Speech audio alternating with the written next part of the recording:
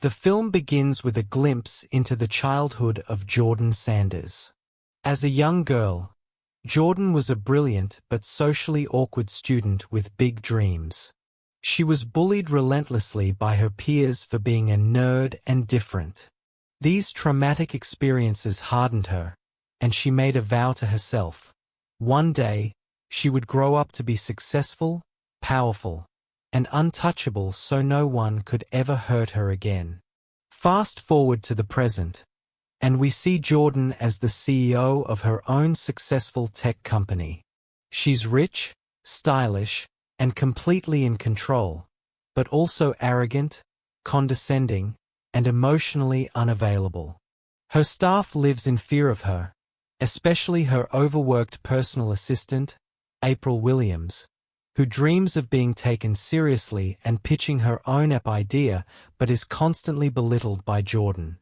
Jordan's life begins to unravel when she encounters a young girl named Stevie, a budding magician she rudely dismisses. In retaliation, Stevie waves her wand and makes a wish. "I wish you were little."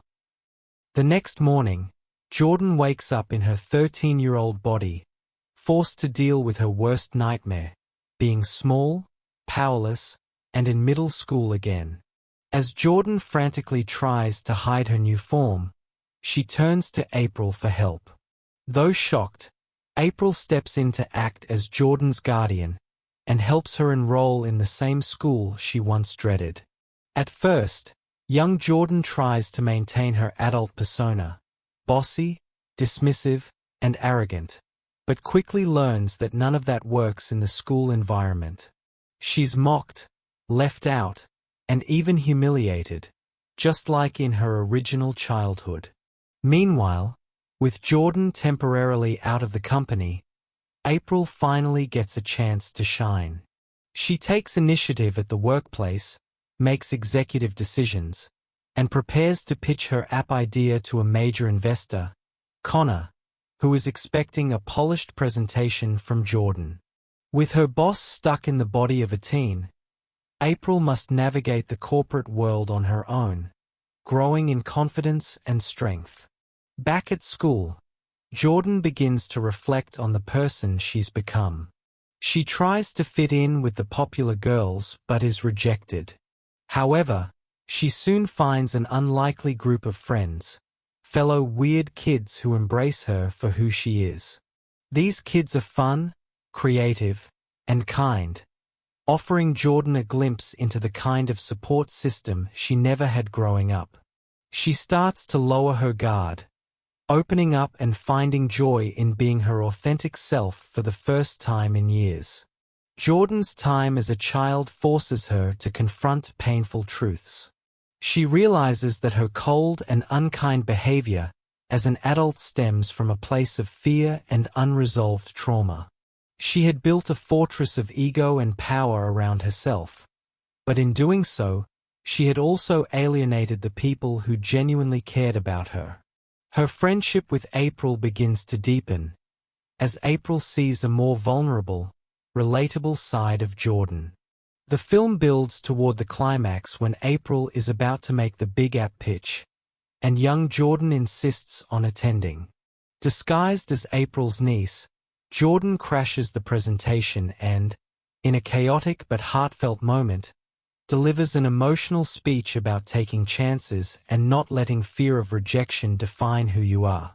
Though she nearly sabotages the meeting, the investors are moved by the authenticity and passion shown, especially by April, who finally steps into her power.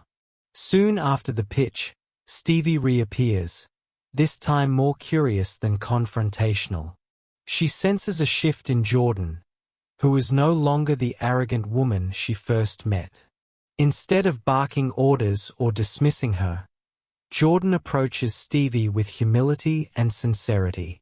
For the first time, Jordan lets her guard down and offers a heartfelt apology, not just for being rude to Stevie, but for allowing fear and pain to dictate her behavior. She admits how her past, the bullying, the isolation, the pressure to be perfect, turned her into someone she no longer wanted to be. Stevie, touched by Jordan's vulnerability, smiles and lifts the spell without needing any grand gesture. The magic had never been about punishment. It was about perspective. Jordan wakes up the next morning, once again in her adult body, but something is fundamentally different. The transformation wasn't just physical, it was emotional.